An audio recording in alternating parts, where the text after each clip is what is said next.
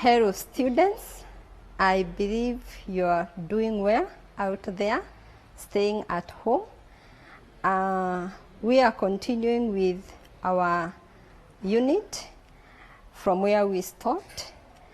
And if you can remember in our previous lesson, we were going through strategies of improving health and nutrition of young children. And we were looking at breastfeeding as one of the strategies that promotes health of young children. We looked at advantages of breastfeeding, which are quite a number, and I believe you can remember them. So we are continuing at that same topic, strategies of improving health and nutrition of young children. And today we are going to another topic where we will look at another concept that again helps in promoting health well-being of young children. So we'll be going through what we are having here today, that is a primary health care concept, as a concept that promotes health well-being of young children. And to begin, I would like us to get to understand what we mean by primary health care concept. Primary health care concept is a concept that came by as a result of a conference that was held in Alma Ata. That is back in 1978, many years ago. And through that conference, the delegates came up with this concept that we are referring to as a primary health care concept. And the concept is defined as the basic and vital health care based on practical, scientifically sound, socially acceptable methods and technology which make universal health care universally accessible to individuals and families in the community. From the definition, what we are seeing is that it is basic vital health care. Basic vital health care, it means that it's something that is at the very basic level. Very basic level for everyone, what everybody can be able to do to promote their health well-being. And if we go back to the origin, we think about the origin of this concept from the conference that was held in 1978, as I've said. We say that this conference led to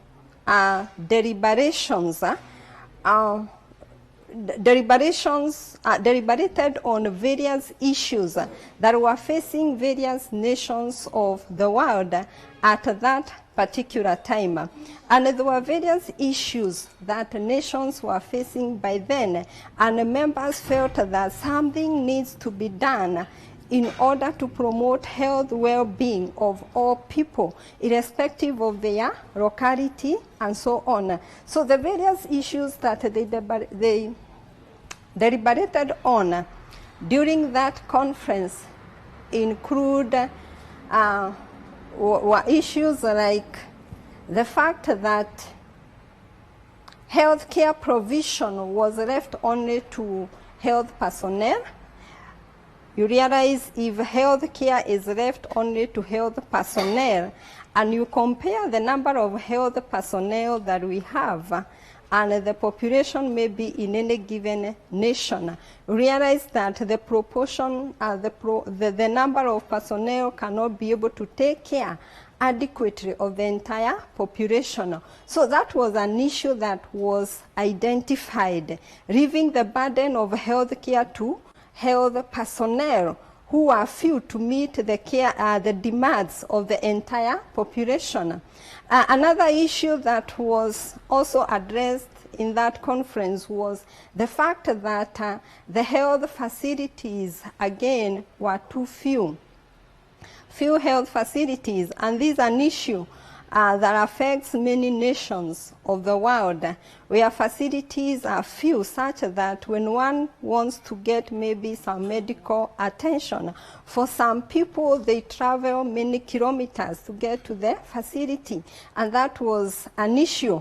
The fact that health facilities are too far from the population.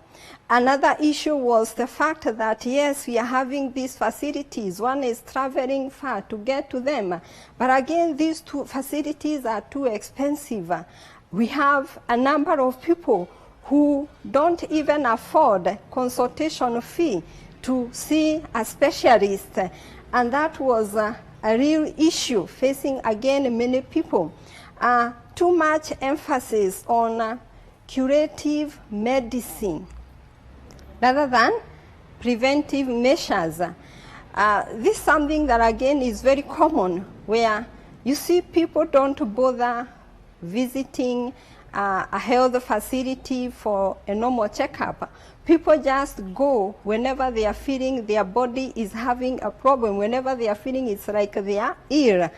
And that somehow tends to be the norm. People go to hospital or to a health facility when they are feeling they are sick, which should not be the case. People should be going for checkups. And another challenge or issue was people not being empowered to take care of their own health. There's a way people can be empowered to take care of their own health wherever they are, by like making sure that they are feeding well, or they are eating well, they are taking clean water, and so on.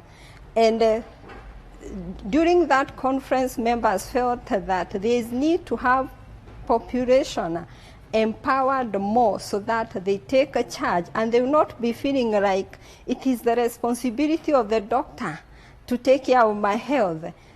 With this concept, people get to know that I'm in charge, I'm responsible of my own health. So during that particular conference, there are certain declarations that the conference came up with as a way forward to make sure that this concept of primary health care will be embraced. And the way forward that members deliberated on was the need for an urgent action from all stakeholders in health. When we are talking of stakeholders in health, in this case now, everybody wants to be taken as a stakeholder. Communities are stakeholders. Families are stakeholders. Health personnel are stakeholders. Health workers are stakeholders. And again, primary health care concept was to be embraced by all countries that have signed to World Health Organization. This was something that was taken to be a critical issue or a need area, that all nations should embrace a primary health care concept. Then there was also need to develop an action on how to implement primary health care concept. This was to be done by nations, by different nations of the world. And then government, together with international organizations, they were to work together in implementation again of primary health care concept. Meaning primary health care concept, it's not a one-man show. It is stakeholders coming together and even embracing the concept in order to ensure that population or members of the community take charge of their own health.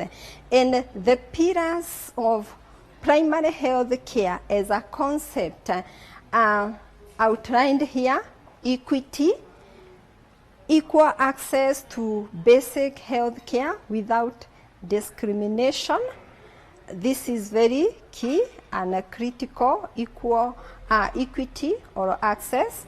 Then we have participation of the community members, and especially in decision making, members of the community should be involved, even in coming up with sharing the ideas about what they think should be done to address health issues that they might be facing at any given time, because they are supposed to participate. Like now when we are having this issue of coronavirus, members of the community are supposed to participate. It should be listened to. What ideas are members of the community having about what can be done to prevent the spread of the disease? Because primary health care concept focuses more on prevention. It raises more emphasis on prevention. Intersectoral collaboration.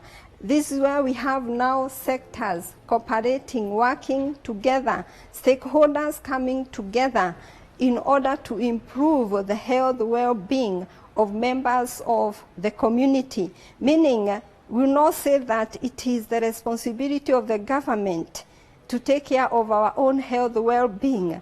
As a member of the community, you have a role to play.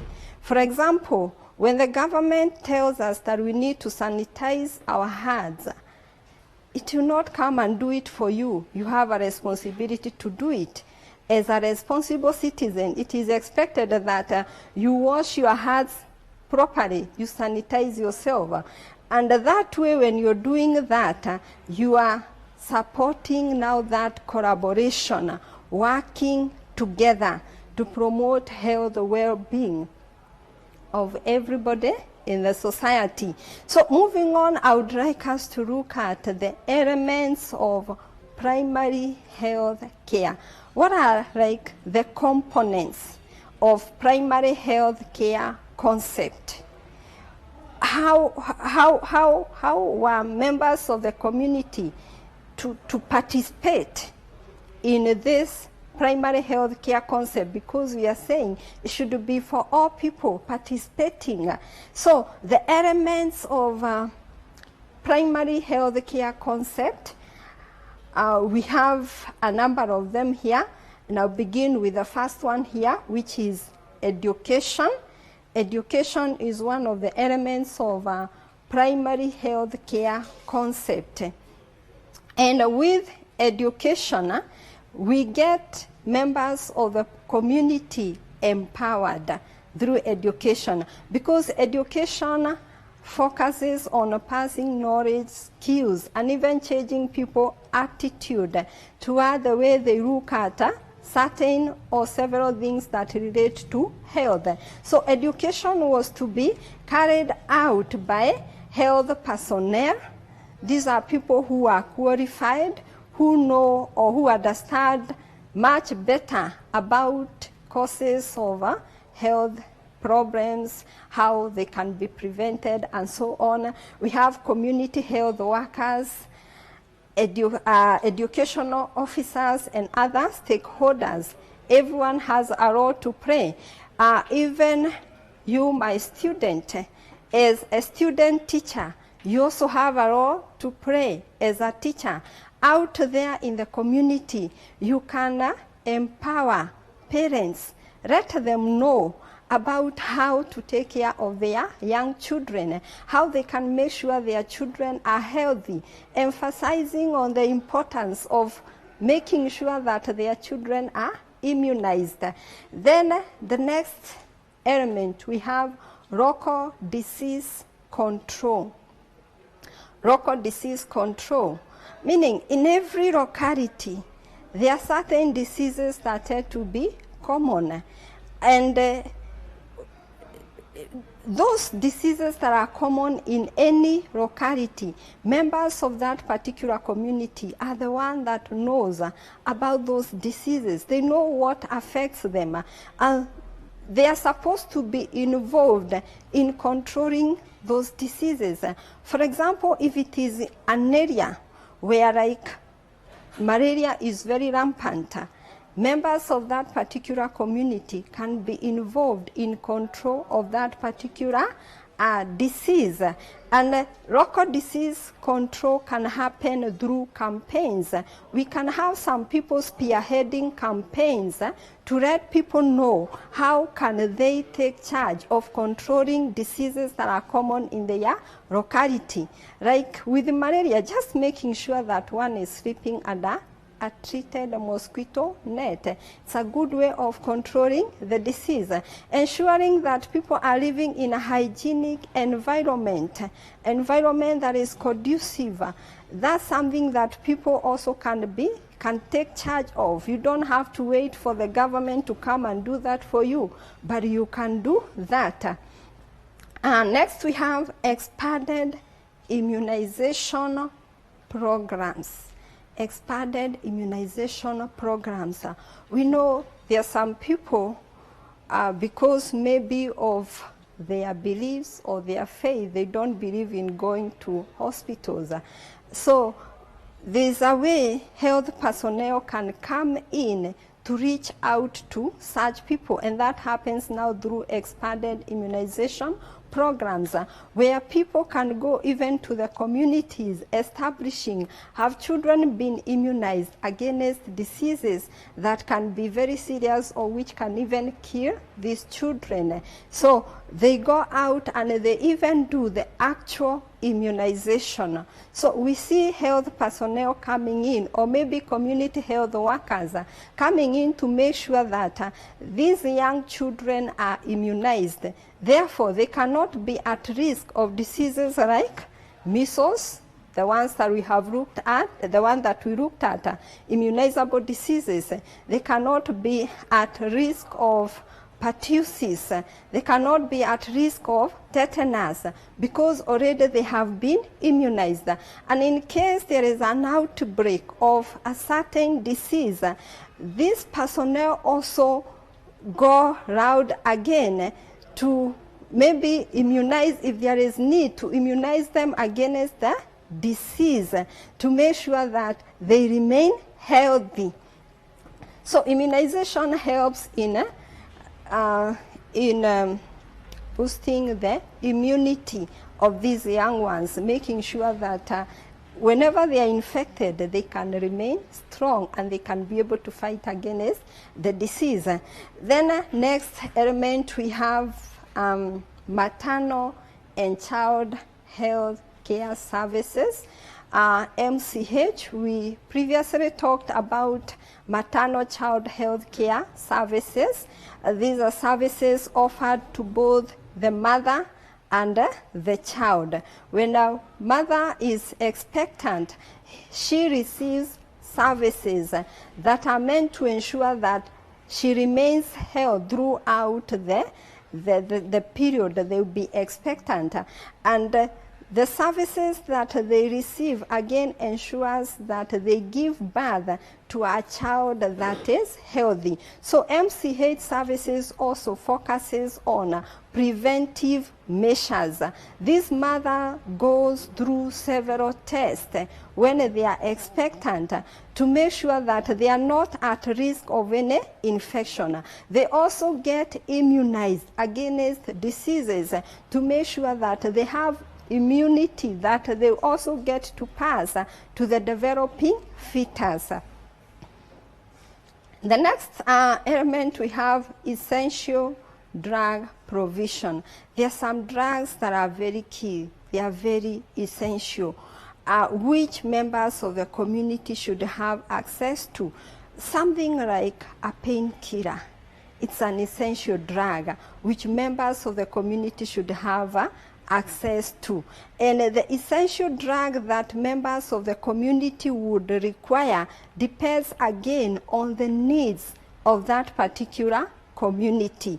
If people are living in a community where they are prone like to snake bites, they need some drugs that can help to deal with that in case of such an emergency. So these drugs should be readily available, should be accessible, meaning again should be at a price which members of the community can afford. For you, like teachers, when you're dealing with young children in an ECD center, you may have cases where a child maybe falls sick and they have fever. What can you do as a teacher? As a teacher, I believe in your schools, there are some drugs that you should have. For example, a carpal suspension, something that can help in reducing the fever. They are essential drug when you're dealing with young children. Something like Acto, essential drugs. They are usually not expensive, but they are very helpful. Next element, we have nutrition and food supply. Good nutrition is very important. Having food.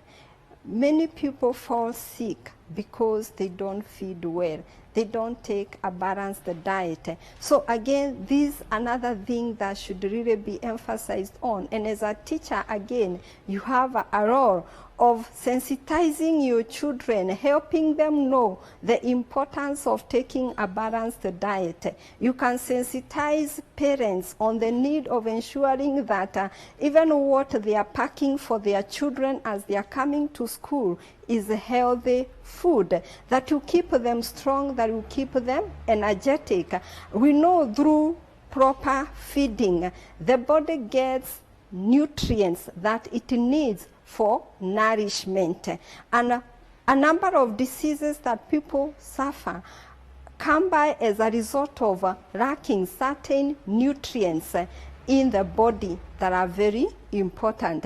And therefore, we can prevent certain diseases through proper nutrition by ensuring that young ones are fed appropriately. Next, we have treatment of diseases at the earliest possible time. When one falls sick, let's say the fever is high, taking that child to the hospital immediately for a checkup. Having a high fever indicates something is wrong somewhere. So you don't need to keep the child at home at you observing the child. You might observe the child and maybe the situation goes out of control. That child needs to be rushed to the hospital immediately. Even if it's something minor, let that minor health issue be treated. Most of the major health issues that people do have, it's because they had a minor problem which they ignored. And as a result, it grew out of proportion. And managing it requires a lot of resources. People have now to hold fundraisers to raise more money, to be able to buy medicines and so on.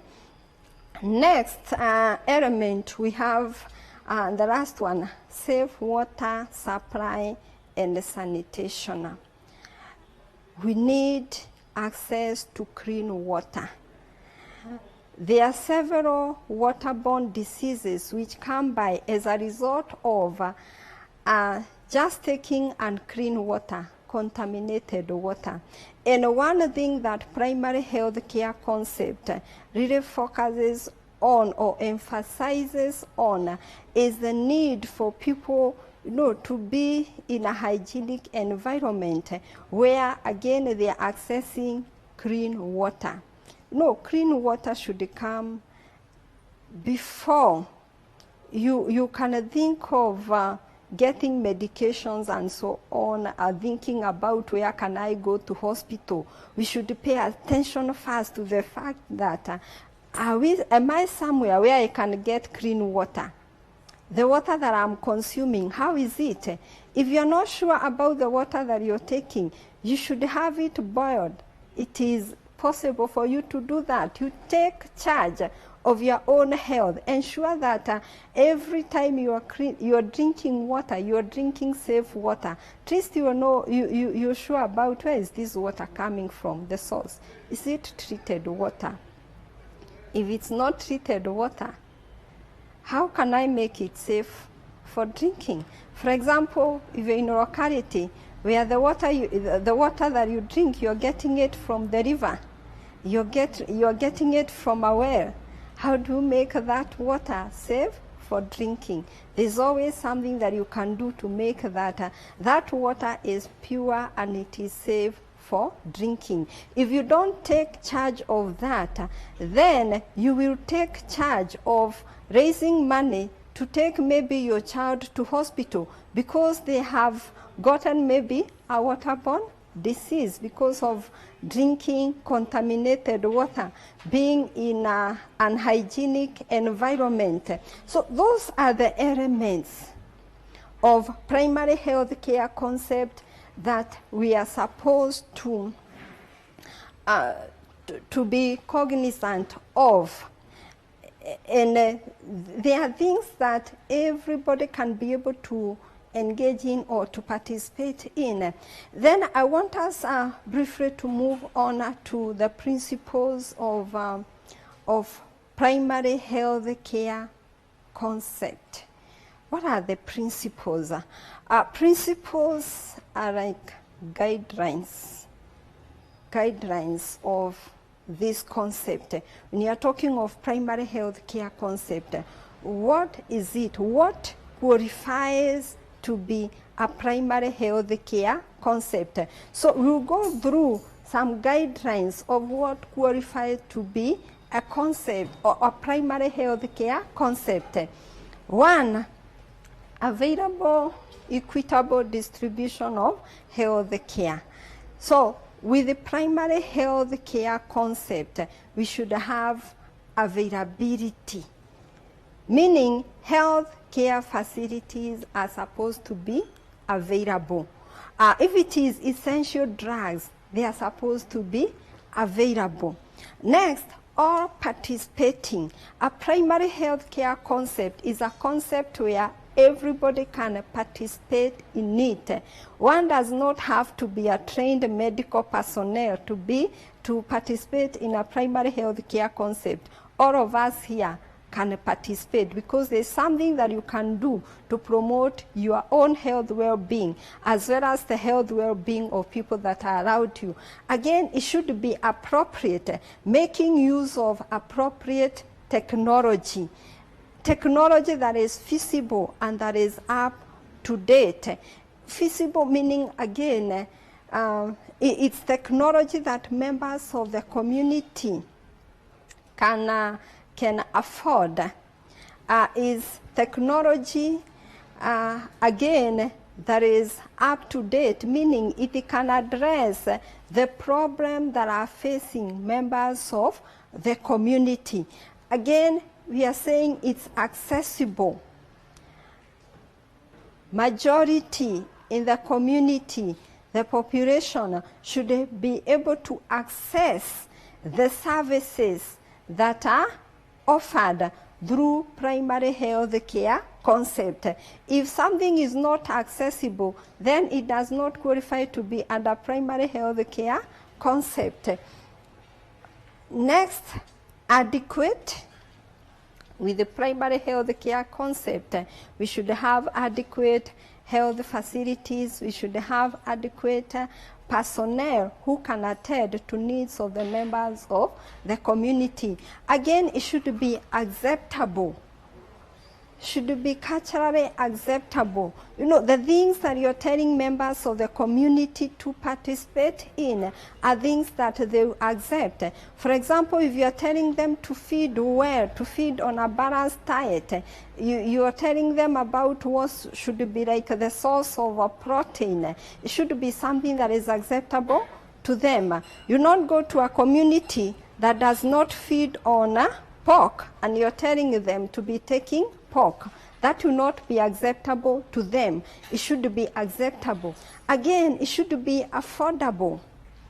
Should be affordable to them at a cost which members of the community that can afford. If, for example, it's some painkillers, they should be available at a cost that common mwananchi can afford. They can be able to get it even in the nearby maybe shop within their environment.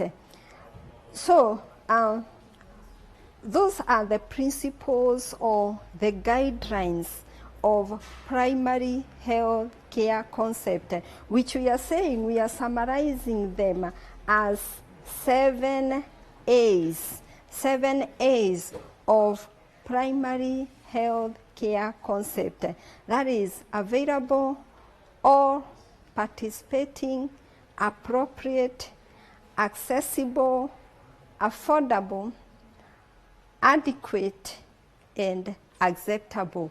I believe as teachers who are out there practicing, interacting with members of the community, there's something that you can do to enhance implementation of primary health care concept in the community wherever you are. And you do that, you can only be able to do that if you clearly understand the elements of primary health care concept, which we have already looked at. So I would like you, your own time again, to go through again those elements that we have just looked at, elements of primary health care concept, and ask yourself, myself as a teacher, what is my role? What are these things that I can do to make sure that the people that I interacting with are more empowered and they understand how they can take care of their own health and ensure that they remain healthy to go on with their day-to-day activities. We should get to that point where we say that that health is my responsibility. I don't need to wait for a doctor. I don't need to wait for the government to do certain things. There are things that I can do to promote my health well-being. And like at this time when we are having this issue of COVID-19, know that your health is your responsibility. Keep on washing your hands and you'll stay safe. So all the best. And we've come to the end of our lesson. Continue researching and reading further. These televised lectures supplement our robust online learning going on our MKU online platform. You can view more on our televised lectures via our online platform. We are in a digital era, and Mount Kenya University knows this. The following are the steps to follow so as to complete your online application. Download the application form from the website www.mku.ac.ke. Attach copies of your academic certificates and ID. Pay the application fees via M-Pesa pay bill number 270988. Your ID is the account number. 2,000 shillings is the charge for a postgraduate. You can also deposit in the bank accounts provided on the website. Then email all the above to apply@mku.ac.ke.